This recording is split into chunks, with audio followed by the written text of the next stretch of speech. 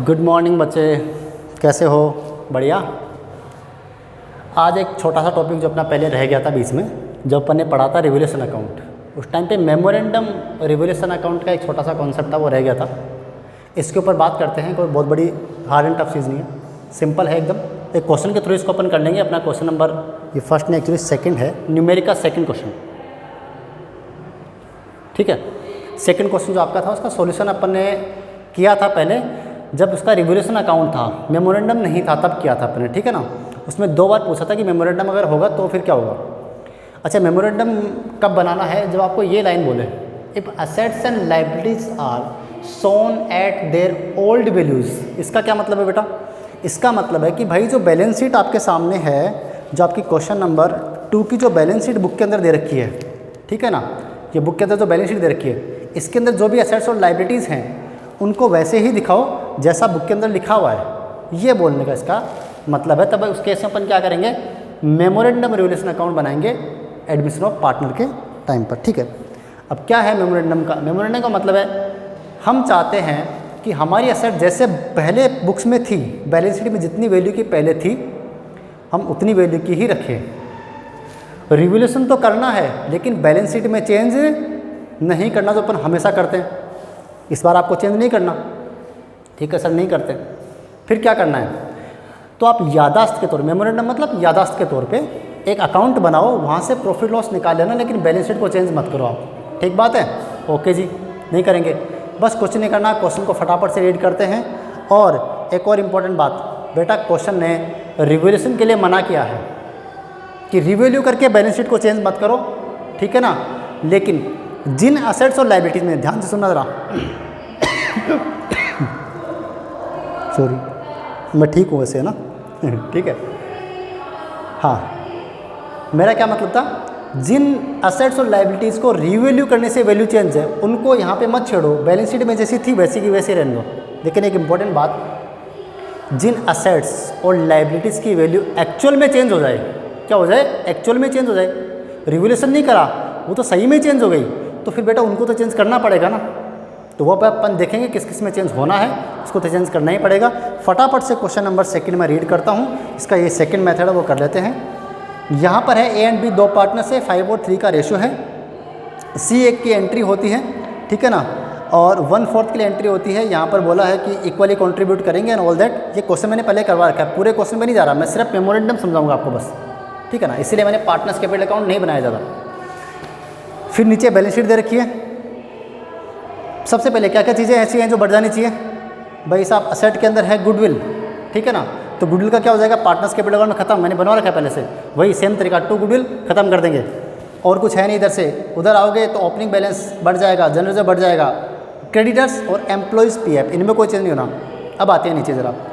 सी से टर्म्स क्या हुई? सी 30,000 कैपिटल के लेके आएगा, गुडविल लेकर के आएगा, जो भी इसकी गुडविल बनेगी वो लेकर के आएगा, उसमें से आधी निकाल लेंगे ओल्ड पार्टनर्स, ठीक है ना। अब गुडविल का वैल्यूएशन दे रखा है, ये सब अपन ने कर रखा है। आप आइए सीधा पॉइंट नंबर 3 पे जो मुझे समझाना है। पॉइंट नंबर 3 है मशीन, फर्नीचर एंड स्टॉक। तीनों सेट के लिए बोला, machine, furniture and stock are valued at ₹30,000। Machine को 30,000 पे वैल्यू कर दिया।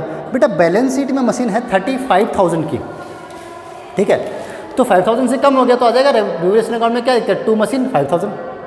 हम पहले क्या करते थे, बैलेंस शीट में आज के बाद में मशीन होगी 30 की, लेकिन यहाँ पर मना क्या साफ साफ, आप नीचे मेमोरेंडम के टाइम पे क्या मना किया है कि कोई चेंज नहीं करना, रिवोल्यूशन वाला चेंज नहीं करना।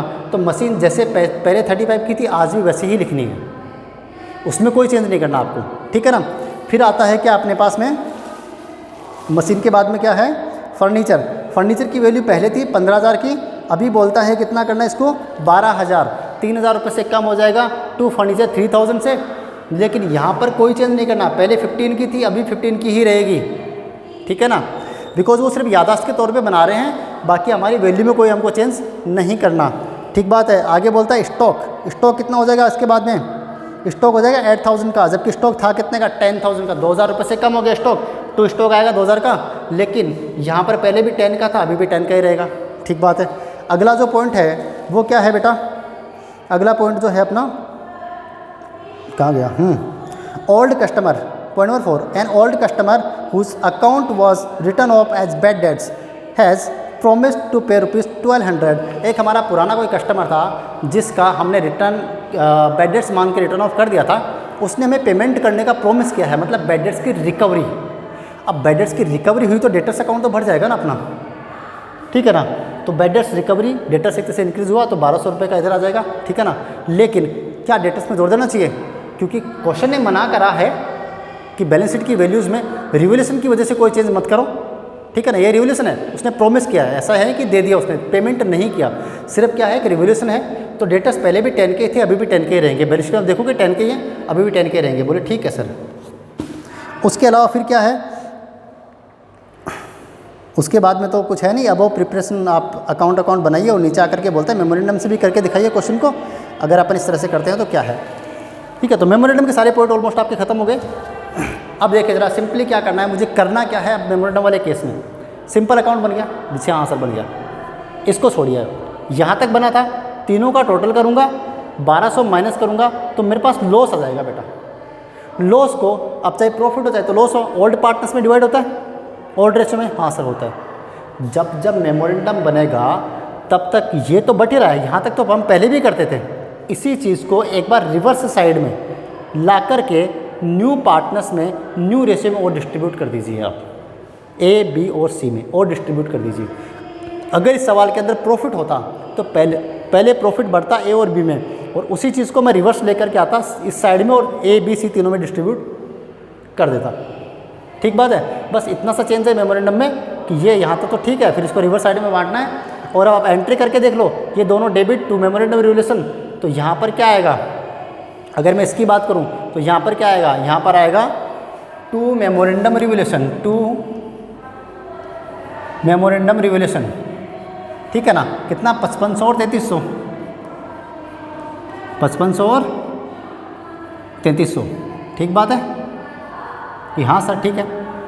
और अगर मैं इसकी बात करूं, इसको लेके जाने की बात करूं तो क्या एंट्री बनेगी, memorandum account debit to A B और सी तीनों, तो क्या जाएगा बाई मेमोरेंडम रिवोल्यूशन। बस ये लेज़र पोस्टिंग यहाँ पर हो जाएगी, तो आपका सारा काम जो है वो अपने आप से हो जाएगा, आपको एक्स्ट्रा कुछ नहीं करना, ठीक है। 4400, 2200 और 2200,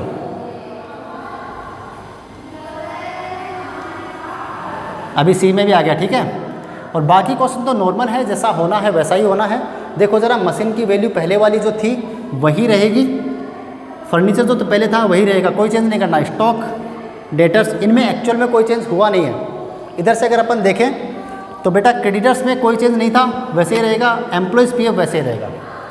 अब पार्टनर्स कैपिटल अकाउंट बंद करूँगा तो नई वाली कैपिटल आएगी, तो वो तो फिर चेंज वाली आएगी ना बेटा, तो वो तो फिर यहाँ से आएगी, तो वो तो चेंज वाली आएगी, वो तो ठीक है। उसके अलावा रिजर्व वगैरह बढ़ते हैं तो वो हट ही जाएंगे यहाँ से, क्योंकि वो तो वैसे डिस्ट्रीब्यूट होते हैं, उनमें रियल में चेंज है, ठीक है ना। और क्या है, अब रही बात केस और बैंक की। अब एक बात बताना, जब पार्टनर की एंट्री होगी तो सी क्या क्या लेके आ रहा है, कैपिटल के पैसे केस में लेके आ रहा है, गुडविल के पैसे केस में लेके आ रहा है। ओल्ड पार्टनर्स गुडविल का पैसा विड्रॉ कर रहे हैं तो केस में लेके जा रहे हैं। तो बैंक बैलेंस और केस में तो एक्चुअल चेंज है, रिवोल्यूशन नहीं है, एक्चुअल चेंज है। तो यहाँ तो प्लस माइनस करने के बाद लिखूँगा मैं, ठीक बात है।